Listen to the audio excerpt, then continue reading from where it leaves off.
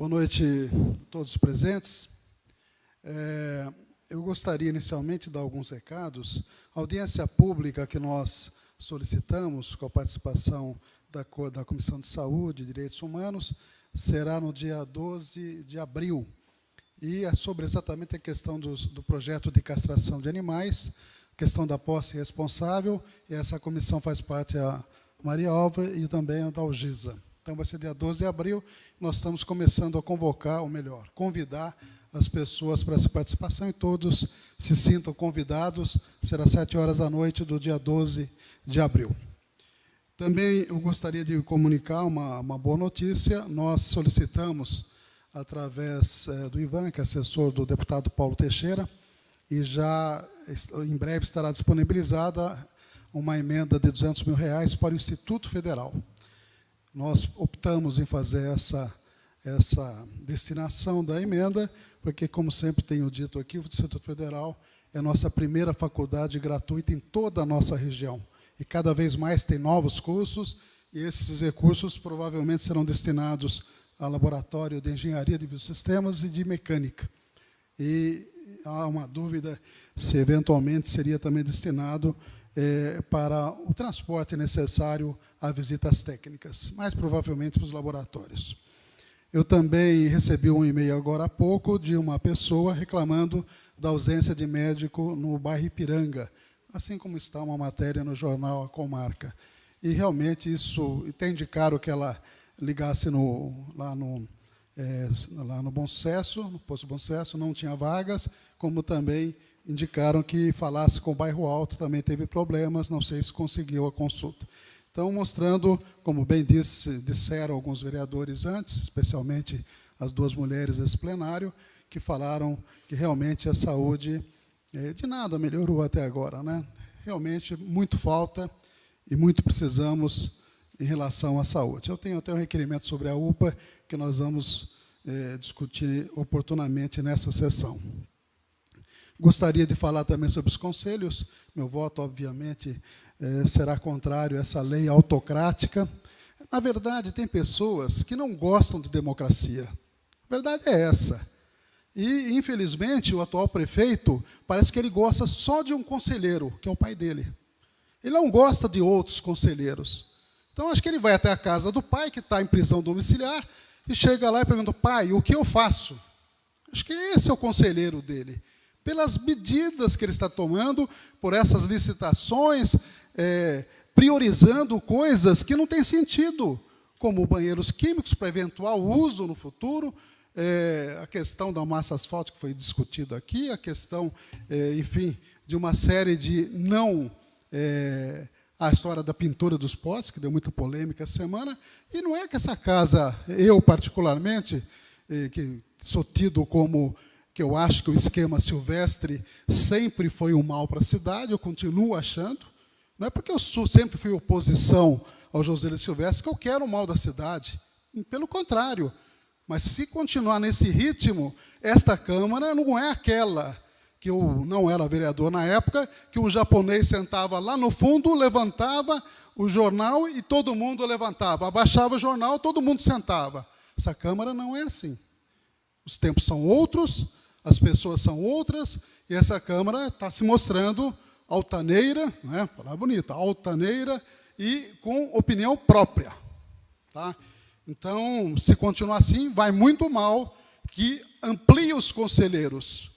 Ouça mais pessoas. A democracia participativa é uma beleza para quem ama, para quem gosta da democracia. Para quem gosta de ditadura, é uma coisa horrorosa.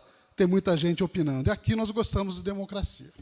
Então, meu voto é muito claro, tranquilo. Inclusive, recebi um e-mail, que foi passado agora para nós, que a Avaré ainda não indicou os representantes para o Ministério do Turismo. E é importante, em relação das cidades, estou com o e-mail aqui, foi passado para nós pelo Lambert, e posso dizer isso, né, Lambert? Não tem problema.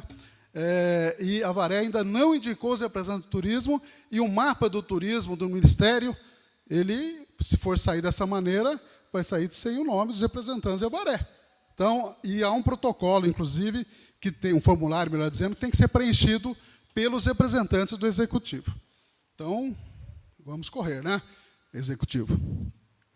Eu queria, mais dois assuntos que eu queria, que são mais ou menos relacionados. Eu queria falar um pouquinho da manifestação de ontem no Brasil, não só em Avaré. No Brasil, foi um fiasco. Foi um fiasco. Tinha 500 pessoas em Brasília, não tinha mais que 500, 800 na Avenida Paulista.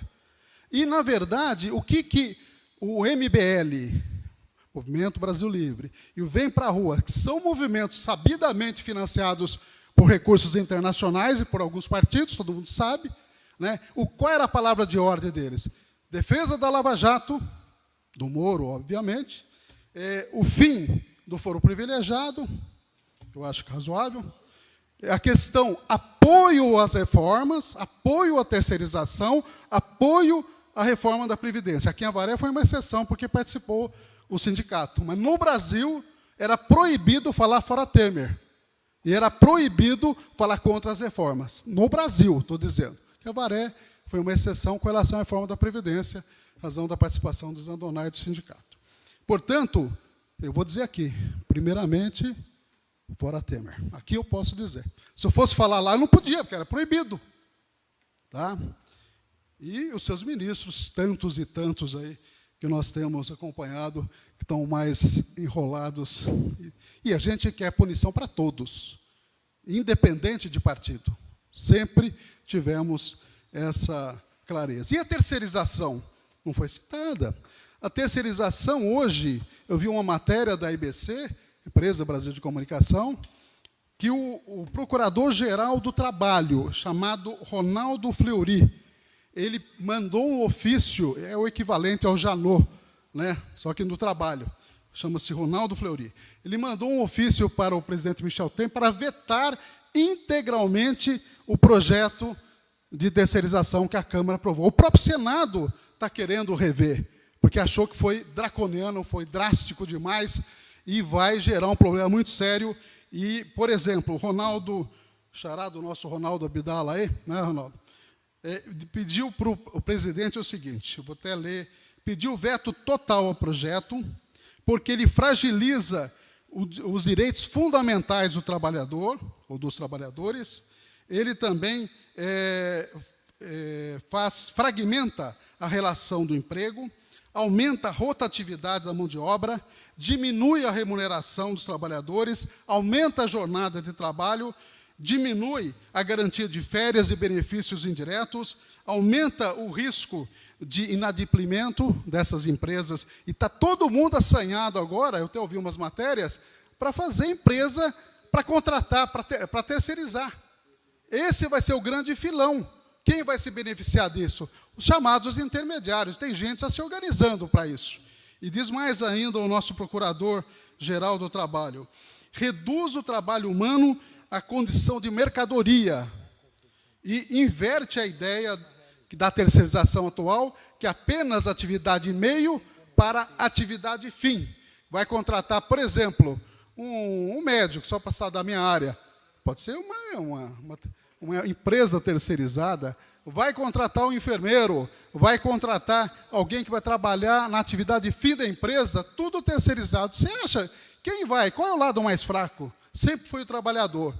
Então, esse sábio Procurador-Geral do Trabalho, Ronaldo Fleury, pediu para que o presidente Temer vete integralmente esse projeto da terceirização. Eu até selecionei um desenho muito interessante que eu quero projetar. É isso que os deputados fizeram. Nós estamos vendo aí, quem está no Face não está vendo a imagem, nós temos aí a Praça dos Três Poderes, os dois prédios, uma fogueira e como se fosse um churrasco da carteira profissional do brasileiro. É isso que os senhores deputados votaram. Aliás, foram só 43 deputados a mais daqueles que votaram contra. Portanto, não vai passar, com certeza, a reforma da Previdência, porque já há uma rebelião na própria base governista, e o churrasco da carteira profissional do brasileiro foi proporcionado por essa terceirização. E vem coisa pior ainda que a reforma trabalhista. Quer dizer, veja bem o estrago que está fazendo o governo Temer. Por isso que eu falei primeiramente, agora eu falo secundariamente, fora Temer.